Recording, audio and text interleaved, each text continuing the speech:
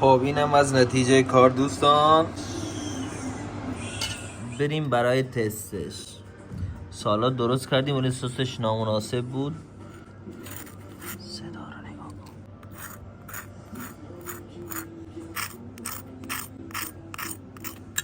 بسم الله.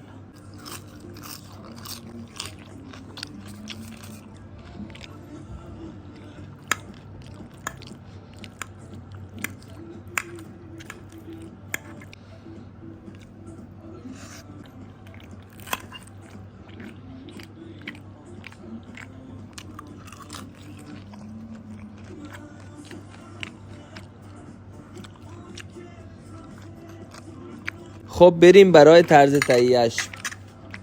پیازا رو سرخ میکنیم. چوبه و دارچین اضافه میشود.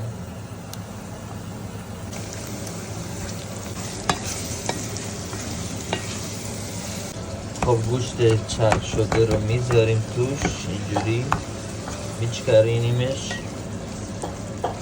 چندین حبه سیر، چندین حبه زنجبیل و چندین تا فلفل رو اینجوری توی دانچوب میکنیم. اینجوری میچوبیم قشنگ لیل آورده بشن و اضافه میکنیم. نگاه کنین دوستان، لیل آورده شدن. نگاه کنین قشنگ روغن پس داده. وقتی که دیدین روغن پس داده دیگه زنجبیل و فلفل و اونایی که چوبیدی بودیم و میریزیم اضافه میکنیم. اینجوری دوستان مخلوطش میکنیم. نگاه تا بوش خودش در بیاد. بوهای سارین، بوهایی که اضافه هست این بوها میره، بوهای جدیدی جایگزین میشه.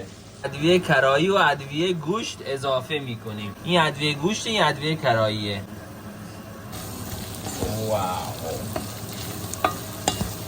نوبت قارچ ریزیه. اینا که قشنگ بوشون رو پس دادن قارچا رو میریزیم. قارچ تازه، قارچ سمی. اوه چقدر پر شد دوستان. یعنی آب میشه. این ظاهرش رو نگاه نکنین، خیلی فریب دهنده است.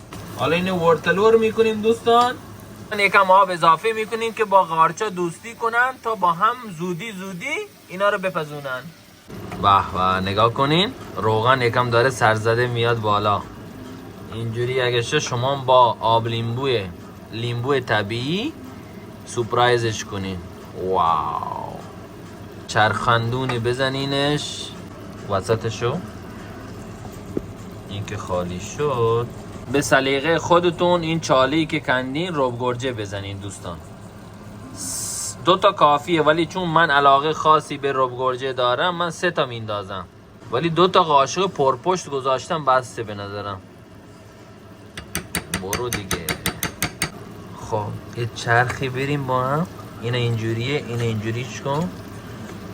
اینجا یکم گار بشه، بعد دوباره اینجوریش کن.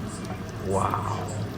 خب دوستان نگاه کنین چقدر رنگ لو لعابی گرفت. دوستان نمکشو تست کردیم یکم کم بود. نمکو بیشتر میذاریم که چون ماکارونی بعد میاد خنثاش میکنه. فلفل از این فلفل دونه یا اضافه میکنیم. فلفل سبز اضافه کردیم، ادویه اضافه کردیم، دوباره دونه ای. مخلفاتش که آماده شد اون وری لویگ بذارین، آب بذارین توش، روغن بریزین، نمک بریزین. الحمدلله اینا رو میفهمیم. بعدش ماکارونی ریزی میشه. من از این ماکارونی دوست دارم با ماکارونی دراجین، همون خیلی طولانی هستن، ولی ماکارونی که شکل و شمایل داره اونا رو دوست ندارم. خب سیب زمینی ریزی میشه اینجوری گردا گرد پهنا پهن. خب تعدیق که گذاشتیم ماکارونی ریزی میشه. سس ها رو روی ماکارونی میذاریم، دوباره همینجوری طبقاتی میریم بالا.